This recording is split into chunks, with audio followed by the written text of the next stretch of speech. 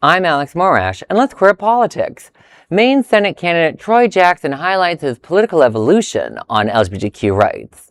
Maine Democratic Senate candidate Troy Jackson is drawing attention for his willingness to publicly acknowledge and explain his past opposition to LGBTQ rights as he campaigns to unseat Republican Senator Susan Collins. Jackson, a former lawyer and current president of the Maine Senate, has described his 2009 vote against marriage equality as his, quote, worst vote ever, end quote. At the time, he was the only Democrat in the Maine Legislature to oppose legalizing same-sex marriage. Since then, Jackson has reversed his positions on queer rights and reproductive freedoms. He now supports marriage equality, backed Maine's post-Roe reproductive privacy protections, and has consistently voted in favor of LGBTQ+ rights during his tenure as Senate president. Jackson has attributed his shift to conversations with LGBTQ constituents, women, families, and healthcare providers. That changed his understanding of equal rights and bodily autonomy. Rather than portraying the change as politically convenient, he has openly acknowledged that his earlier views were mistaken. Political commentators have noted Jackson's understated campaign style, contrasting it with the more combative political messaging that has become common in recent years. His low-key demeanor has also drawn comparisons to former Democratic Senate hopeful Graham Platner. Supporters argue Jackson's openness about his evolution may resonate with voters seeking authenticity over political theatrics. Well, you know what? I think it's good for candidates to, when they have mistakes, and to evolve. And I have been an advocate over the years of candidates that have either been connected to homophobic positions or anti-gay positions, for changing and giving them support at what they tell us they do. I do that for two reasons. Because one, I do think people change. Like Graham Platner, he did a lot of changing. Like I in many ways love him, but he was changing for like his entire campaign, girl. But like the other reason is like it also shows real political power when people start apologizing for not liking you in the past. And for the gay community and the LGBTQ community, when politicians have to like kowtow to us, it means that we're doing something right politically. So good for Mr. Jackson. You know, I hope he does a great job. I hope he defeats Susan Collins because I just can't stand that lady. She's so annoying.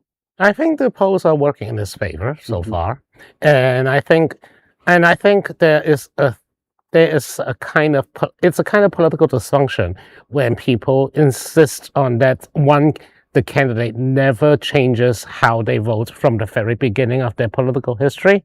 I mean, look at the other side of the coin. You know, Republicans change their positions all the time, depending on, you know, what the prevailing wind is. And, or, you know, whatever 1600 Pennsylvania, you know, wanted from the gold-plated god. But the thing is, it is good for people to change opinion every once in a while. I mean, after all, Obama changed his position for same-sex marriage. We are not mad at him about it. So... I mean, like you said, everybody changes their position on something, anything. And then we have to also realize that, I mean, even our closest friends and our family members all have changed. Some have probably also changed their position on when you came out. So it doesn't surprise me. I think the biggest point to actually to show here is that he's not just saying that he's changed his position, because he is actively voting in favor of queer protective rights and those types of things. So he's backing up what he's saying on the stage with actual actions. You know, we have seen so many political figures who say one thing to get voted and do something else.